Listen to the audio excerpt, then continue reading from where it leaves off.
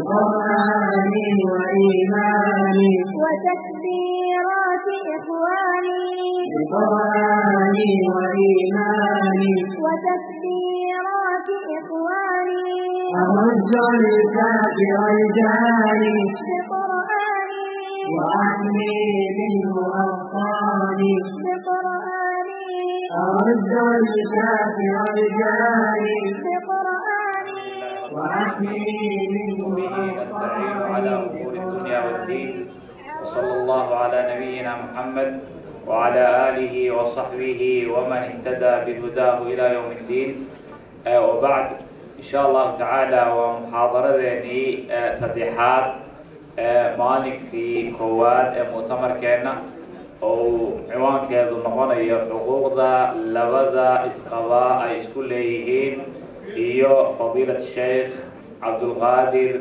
مؤمن فليتفضل مشكورا وجزاكم الله خير.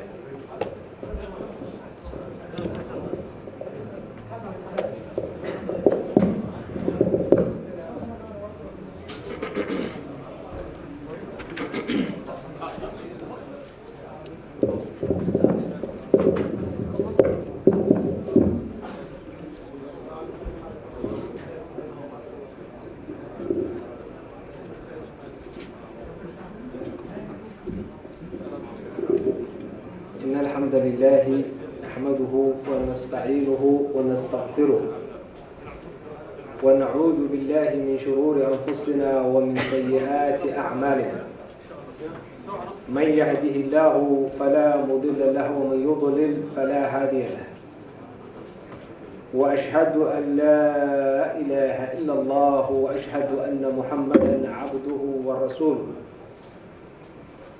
يا أيها الذين آمنوا اتقوا الله حق تقاته ولا تموتن إلا وأنتم مسلمون يا أيها الناس اتقوا ربكم الذي خلقكم من نفس واحدة وخلق منها زوجها وبث منهما رجالا كثيرا والنساء واتقوا الله الذي تساءلون به والأرحام إن الله كان عليكم رقيبا يا أيها الذين آمنوا اتقوا الله وقولوا قولا سديدا يصلح لكم أعمالكم ويغفر لكم ذنوبكم ومن يطع الله ورسوله فقد فاز فوزا عظيما أما بعد فإن أصدق الحديث كتاب الله خير الهدي هدي محمد صلى الله عليه وسلم وشر الأمور محدثاتها وكل محدثة بدعة وكل بدعة ضلالة وكل ضلالة في النار أما بعد إن شاء الله موضوع إذنكو عصب ماها وحبضا أيا موضوعا لسوق بي آد حلو ترى بضا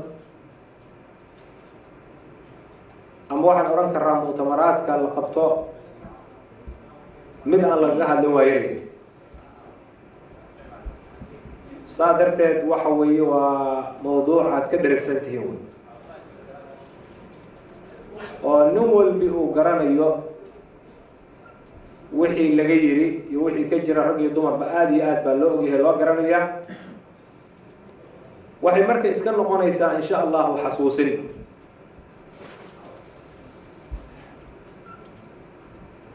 barnaamijkaanu waa guda ballaaran yahay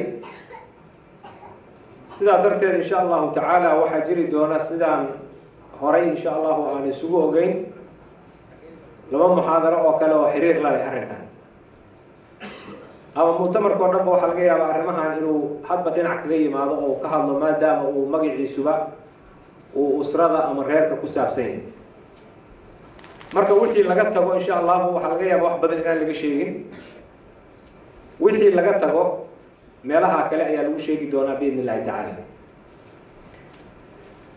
waxaynu uga hadlaynaa saddex qaybood insha Allah baynu tusaalayaal gaagaaban ka bixinaynaa biidhnillaahi tacaala qaybta koowaad waxa weeye xuquuqda ay wada leeyihiin ama khusuusiyaadka waxyaalaha gaarka u ah labada qof oo isqaba ay wada leeyihiin qaybna waxa weeye qaybta u kala gaarka ah ninka waxa lagu leeyahay qaybta kale gabadha waxa lagu leeyahay biidhnillah saddexda qaybood baan uga hadli doonaa qaybta koowaad waxaynu uga hadlaynaa baynu niri waxyaalaha ka dhaxeeya oo ay leeyihiin xuquuq ilaahay wada siiyey subxaanahu wa tacaala ama khusuusiyaad waxyaalo gaar u ah oo labada qof oo isqabaa keliya ay leeyihiin. kan koowaad waxa weeye waxa ka dhaxeeya alxubbu jacayl baa ka dhaxeeya. waa shay midna uusan gaar u lahayn labada qof oo wada leeyihiin. waana shay ilaahay subxaanahu wa tacaala labadoodaba uu ku abuuray. ilaahayna qur-aankiisa kaga warramay wajacala baynakum mawaddatan wa raxma. ilahay yidhi subxaanahu wa tacaala ilaahay baa jacayl idin dhex dhigay. ilahay wuxuu ka yeelay subxaanahu wa tacaala jacayl buu dhex dhigay labada qof oo isqaba gaar ah oo labada qof keliya ay leeyihiin.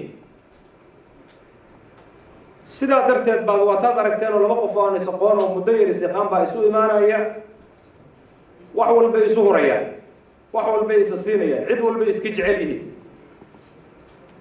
labadooda aabbahood iyo hooyadoodii dhalay waa iska jecel yihiin.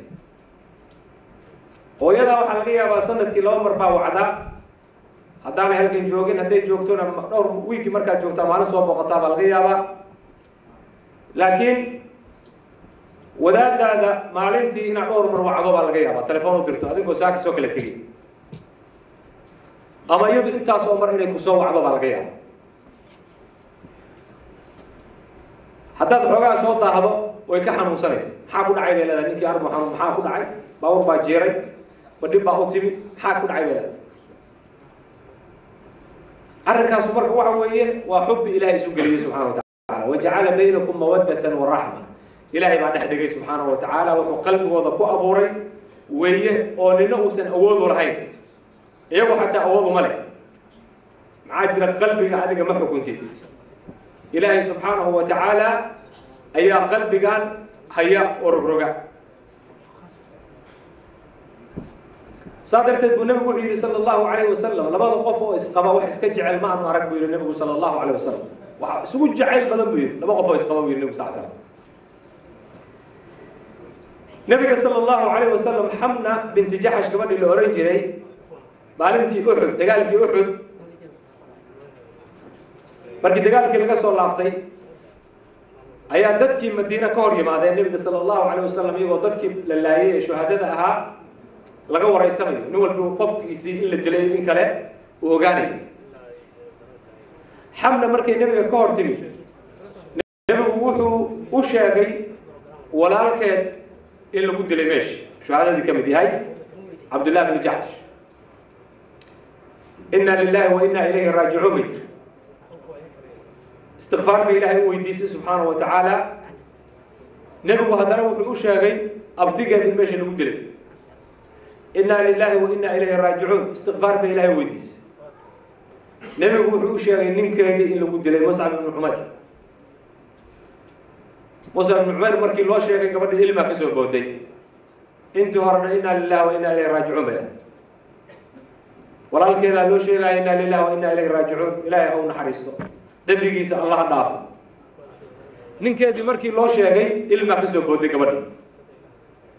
kadibna iyadoo oo aan hadlin ayay jeesite tagtay. nebigu wuxuu yidhi sala allahu calayhi wasalam gabadhu ninkeedii walle meel weyn buu kaga yil buu yidhi nebigu sala allahu calayhi wasalam. waa sidaa marka waxa ka dhaxeeya xaq baa ka dhaxeeya jacayl ah oo ilaahay subxaanahu wa tacaala u geliyay khusuusiyaad gaar ah oo ilaahay siiyey subxaanahu wa tacaala. arrinka labaad oo ka dhaxeeya waxa weeye almucaasharatu alxasana. waxa ka dhaxeeya dhaqan wanaag, inay si wanaagsan u wada dhaqmaan, isdhexgeliyaan, isdhexgelin ka dhaxaysa. ninku haweenaydiisa waa qadarinaya, wuxuu u arkayaa inay wax weyn tahay. haweenaydu sidaas oo kaleeto ninkeeda waxay u arkaysaa inuu wax weyn yahay, wax ilaahay ku abuuray wey. gabadha ninkeeda wax walbaa kala weyn. nimankaa boqorada oo meelaha maraya ninkeeda kala weyn. ninku kadaalika haweenaydiisu aad iyo aad bay ula weyn tahay, wax ilaahay ku abuuray wey.